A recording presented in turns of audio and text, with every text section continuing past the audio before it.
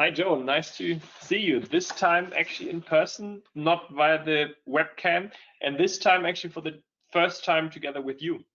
Yeah, thank you for having me to talk about, the Corona casts and all the interesting information that we've pulled in the last month. I think we're ready to get started. Is that right? Yeah, that sounds good to me. Let's do it. Perfect. No? Sorry. So, as a quick introduction, click. Yeah. Yeah, as a quick introduction, I'm Joseph Schuster. I'm the head of the SDRs here, working together with our team to, bring building radar to our industry. With me is our managing director, Leo. Pleasure to be here. Thank you, Leo. Today we will be covering, first off, some of the information that we're picking up here. So the building radar indicators, looking at the different markets, the different geographies, how coronavirus has impacted the construction space and how it continues to impact the construction space today, as it is really a once in a century occurrence. And so understanding what is the impact not only for the overall industry, but also for you individually.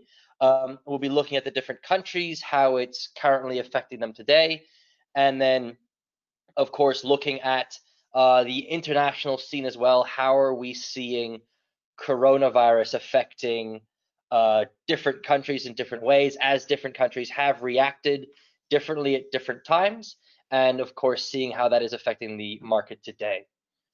Great. That sounds very interesting. Actually, I want to shed some further lights on why we are doing this webcast. In the very beginning of Corona, for me, it was very important to understand what impact has Corona on the industry. Also today, this is still a topic that I buzz my head around. And what we realized in the very beginning when we tried to pull together data on the impact of Corona on the construction industry, we realized it's actually super hard to get our hands on actually reliable live data how the construction industry is impacted. At the same time, we have this great algorithm at Building Radar that we can use to provide leads to customers on what construction projects are currently kicked off. If you actually take this data and aggregate it, you do not only get leads, but you also get a trend how the market is developing. This is something that was not only useful for me, but we also understood from many customers talking to us that they also would be interested in understanding how Corona is impacting the market. And therefore, we decided to share this format in this webcast. And yeah, therefore we are here today, and we would like to share the data that we're taking a look at to make decisions on how we want to develop our business further on the data we're using for this. In regards to the format today, one thing that's very important for us, as I said, this webcast is not for us, it's for you, it's for the people listening. We want to give you the chance to participate in this webcast and ask us as many questions as possible. You have the option to do that via the chat on the side. You can also raise your hand in case you want to ask a question, but you can also simply just type in a comment. We are constantly looking at these comments, and if you have a question, we will answer them in this webcast. If you have some feedback for us, in the end, we will show you an email address where to best contact us, and you can send us data requests. We would love to help you to understanding the markets better, and simply email us and write us in the text in order for us to learn how we can improve our webcast. Yeah, other than that, we're good to go, I guess. All right, let's get started. So Leo talked about it earlier already, early stage information. As we talked, how Building Radar usually works is we're actually more of a lead generation platform for construction companies and companies into the construction space. This is what a normal lead would look like. First off, using our AI to look at large data sources, be it news, announcements, and other such data points to bring it together. Then using our natural language processing, we can then actually take specific data points from those news, from those information sources. So as you can see here, we can pull out things like phasing, be it pre-planned, planned, under construction and whatnot, and also construction costs, so how big is the actual project, when projects are going to start, and any other sort of further information. And beyond that as well, enriching it with outside information, so things like companies. The really nice thing about this data, taking this data and aggregating it, gives us a great look onto the market. We can take a look how specific categories like the office category was impacted by Corona. And this is exactly what we're going to talk about. Here you can see one of the data points that we are using in aggregation in this webcast. Perfect. All right, so the first market that we want to look at is something, of course, close to home, since we are based out here in Europe. As you can see from the dotted line, that is really the beginning of coronavirus. 18th of March, I think, was the exact date. 18th of March is the date where coronavirus was globally declared as global pandemic. Exactly, and where we really like to use our pivot point here. And as you can see here, projects have slowly crept up. We did see a drop back prior to September, as there was fear of a second wave, but we could see it slowly crawling back up again.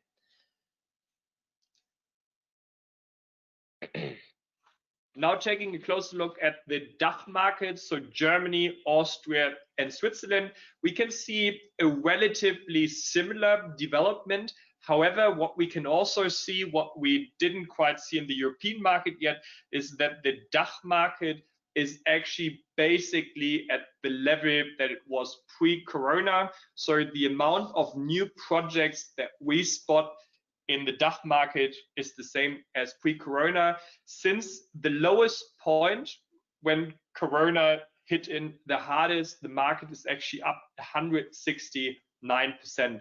And to put this into numbers, at the lowest point, we detected something about 600 projects per week. Today, we are already back at 1,500 projects. So yeah, 169% more than at the lowest point. And we think we can contribute these numbers to fast action response from local authorities, and also kind of creating those guidelines for projects to get back to work. The next place now is specifically Germany, looking how it's increased its its projects that has increased coming since coronavirus really hit home, and we can see that it is quite far back up and even higher than what it was pre-pandemic. The reason for this, we believe, and what we learned by talking to customers, is that when Corona hit, projects were stopped. At that time, a lot of projects started to basically, a lot of projects came together, and once the market understood how to handle Corona, all these projects that were in the backlog were basically all signed off. Therefore, at some point, we even saw a higher level than pre-Corona. This very quickly normalized, and now we're basically back at this pre-Corona level. Perfect. So one of the points that we have sort of deducted is actually the similarities between building radar and the DAX. This is the German sort of equivalent of the Dow Jones, and how we can see how its recovery has kind of mapped, of course, with differences as well, to the recovery of the construction market. Stocks in general are actually a reflection mostly of hope. The interesting thing is that we can see a similar trend with construction projects or planning construction projects. So initially there was not a lot of hope also in regards to construction projects. So these construction projects in planning phase basically decreased significantly. At some point, the hope was back in the market. This is something that we can see in the DAX, very similar to the construction industry. So a lot of projects were kicked off back to planning stage. And yeah, as we can see now, it is rather volatile in the construction market, but we are roughly at the at a similar development of the German DAX. Yes, something that we also take a look at is how does this look like in a longer perspective. So since June 2019, what we can see in June 2019 is roughly a similar level to where we are today. And what we can also notice is due to Corona, there was a massive drop. This is not something where we can say this is due to holiday seasons or because in March no one likes to do construction. The downslope is so significant. We haven't seen that in our data beforehand. If we take a look at the data in long term, even longer term than this 1 year we're taking a look at here, we can really see this downslope is really something we contribute to Corona, and we can now see the great recovery. As you said, as confidence recovered, construction also recovered as well. Absolutely. And of course, early stage information. So from office buildings, as we can see here in this graph, looking at the breakdown in Germany of the different types of projects. So tracking some key 4 categories: hospitality, residential, office, and health. As we can probably all guess why, the office area has lagged behind health, hospitality, and residential.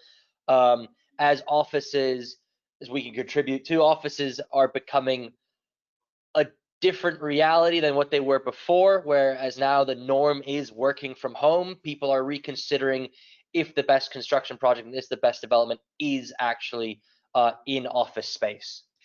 I think many of our visitors, listeners today can relate to this. The home got way more important since Corona. In the beginning of lockdown, everyone was stuck at home, so it got really important to renovate home. A lot of investors also understood that a lot of new residential projects were kicked off because home is something we always need in regards to offices, and this is also unfortunately clearly visible in our data. The office is now part of many people's home. As a result, the importance of offices decreased significantly. A lot of companies understood that flexible working conditions is actually also not only an employee benefit, but in today's times a necessity. And the future of the office is rather uncertain, and therefore the office industry suffered the most in terms of Corona. We can see that initially the hospitality industry, so hotels, restaurants, was something that had the sharpest decrease.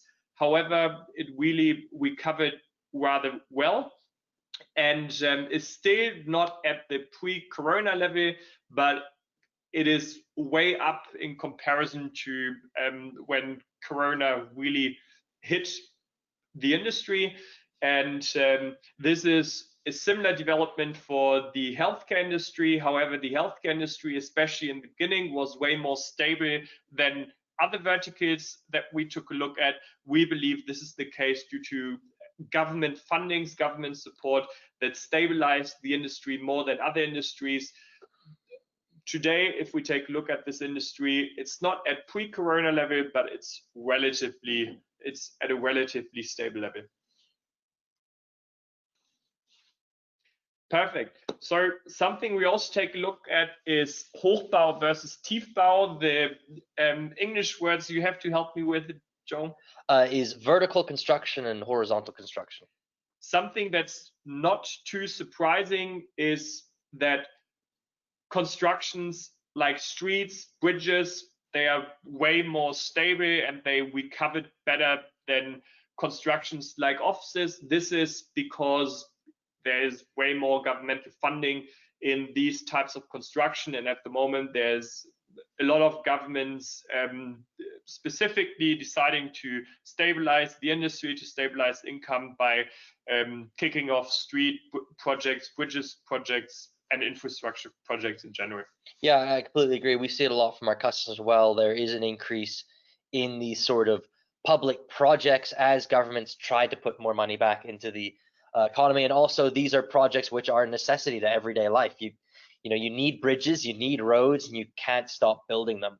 Whereas private projects, things like vertical construction projects, we do see, you know, that sort of lagging behind the those horizontal projects, mainly due to the fact that there isn't that level of investment and that push to invest, as well as investors are more cautious with their money. And then, of course, looking at public and private sector data as well. In Germany, we can see that information coming closer together. As you can see, the blended average is in a general increase. While it is a bit up and down, they are sticking quite close together. And I think it is that confidence returning. Absolutely. And also here's something we probably all expected in the very beginning, pre or corona outbreak, the public sector we covered way quicker than the private sector, but by today we are at a relatively similar development. So now we like to look at, as Building Radar is not just a European focus, we like to look at sort of the more international scene as well. So for example, if we look, I guess for this one we're going to look straight at DACH, Germany, Austria, and Switzerland again. We can see the early stage information for construction projects and where they are. So if we have a look at this one, we can see Austria is actually starting to come away from Germany and Switzerland. Leo, do you have any thoughts on why that is? Yeah, so Austria is, in regards to Corona, is very interesting development. If we actually just take a simple look at the data, we see that Austria is way more volatile in terms of negative, but also positive outbreaks in regards to new construction projects being kicked off. If we take a look at the simple dynamics that happened at the market, then Austria was also hit way harder in terms of a Corona wave in the beginning. And also today, there is again in Austria the situation that the Australian government just reacts in a different way tougher, stricter than the German government.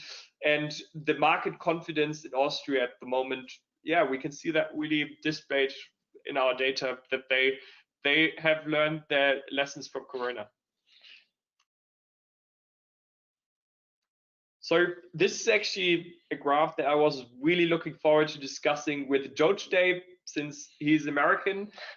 Something that we like to see in that data is the difference on how European politics versus American politics reacted to Corona.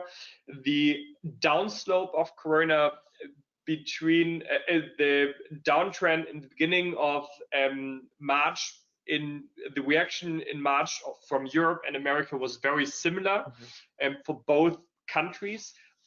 America recovered way quicker, but actually is now worse than Europe.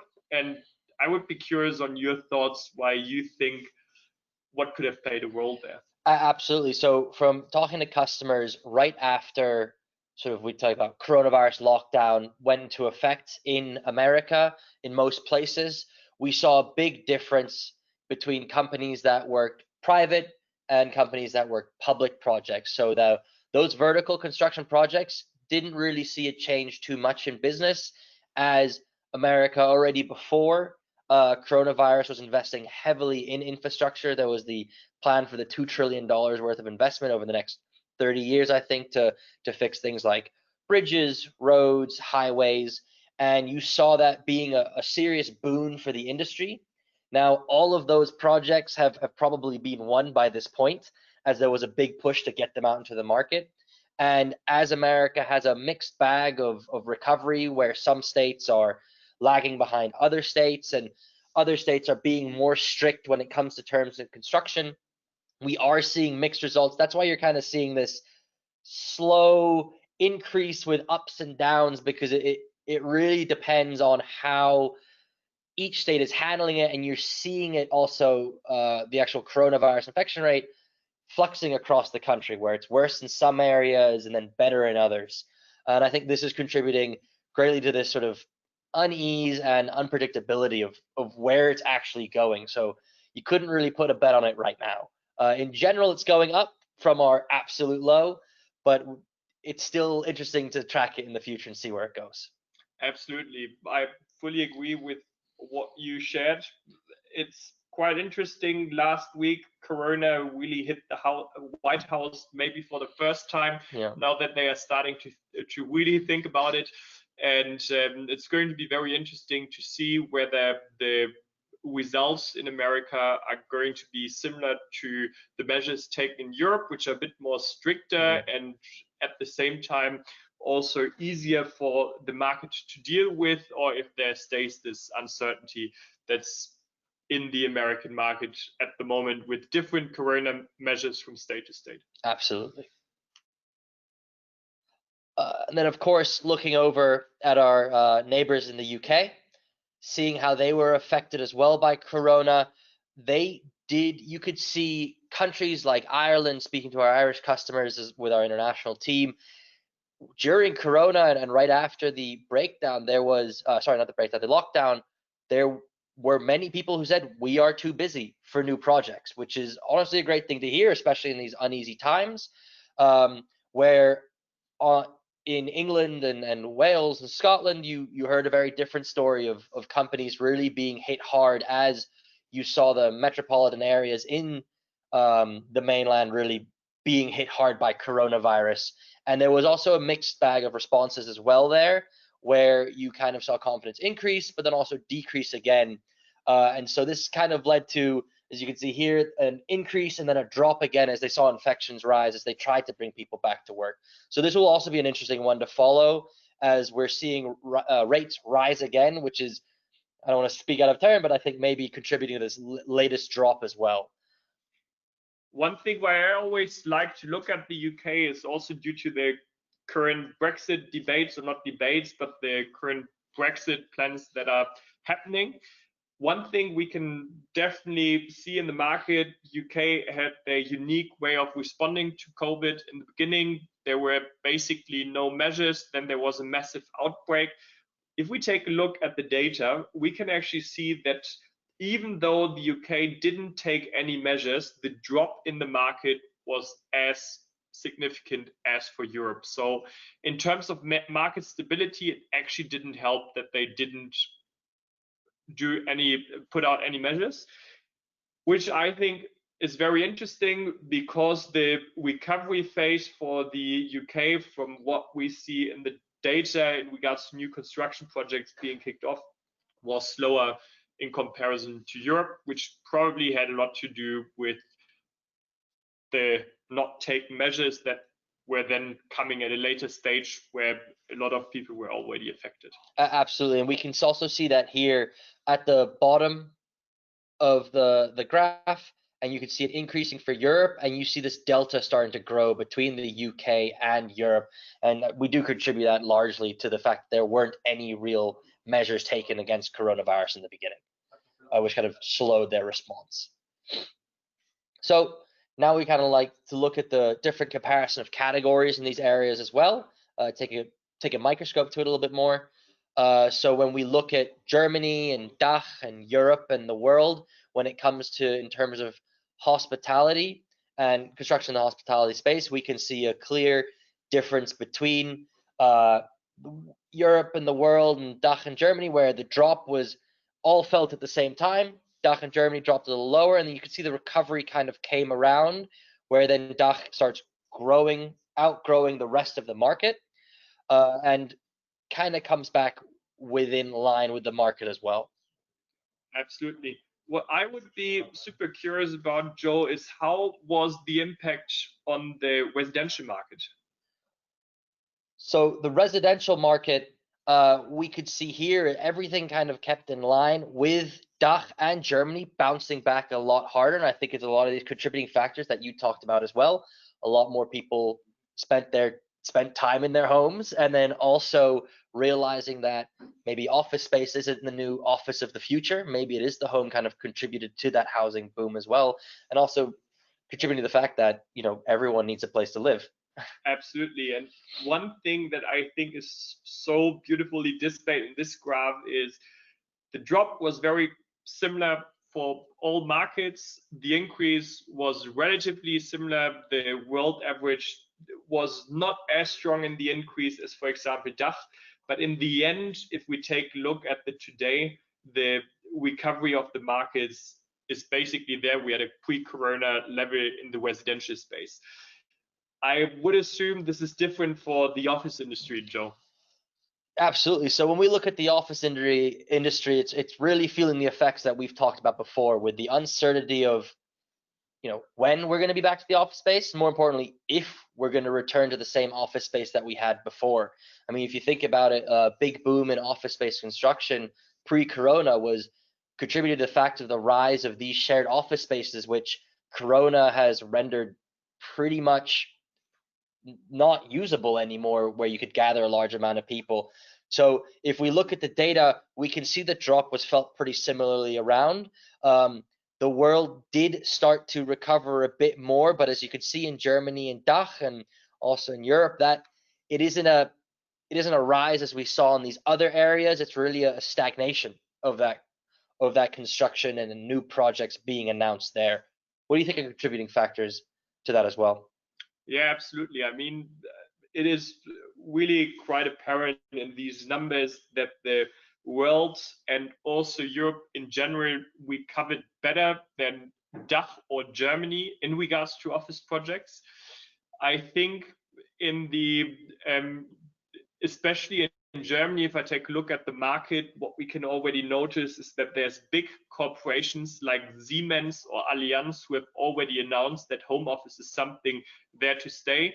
In fact, 40% of the staff of Allianz is announced to be permanently in home office, which is a significant factor if such a big employer announced such a measure and has great impact on the office market, and of course also on other companies taking similar measures. If a company like Allianz decides to do something like that, that's a good thing for them to do. We can take a look at our neighbors with here in Munich, just directly located to companies such as Google or Salesforce. So these tech companies, these offices are empty and people are working from home, and they already announced that this is going to be the case until the end of next year. And yeah, there's a lot of uncertainty we know for the office space in regards to the office, but a lot of great development in regards to the home office, so the residential space. Absolutely. And I mean, you could see some companies adjusting to it, as Facebook has actually recently started to hire a director of remote work to manage its increasingly work from home, employee base.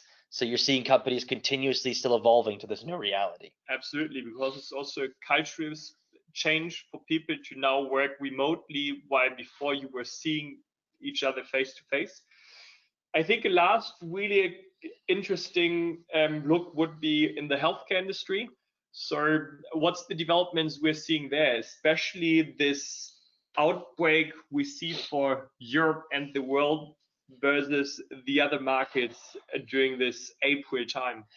Absolutely. So if we look at the market, we can see one obvious point. There was a large spike from Europe and the world in terms of projects pretty early on, where you're seeing a drop in DACH and Germany. And we attribute this largely to the fact of these temporary and short-term healthcare facilities that were being created in reaction to coronavirus.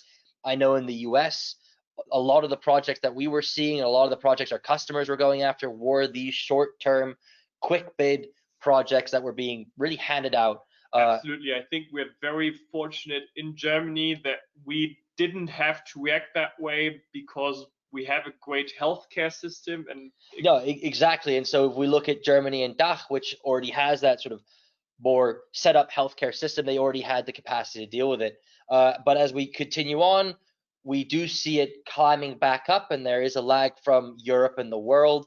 And by about September, we also see Germany and DACH dropping down below and coming back up to that more normal construction sort of volume and that slow increase.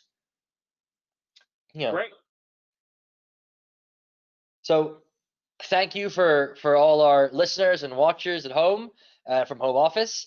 Again, it's Leo and Joe, and we've really had a pleasure, you joining in our conversation. If you have any questions or interested in, how we are finding this information and the sort of projects that we are finding, we'd be happy for you to reach out.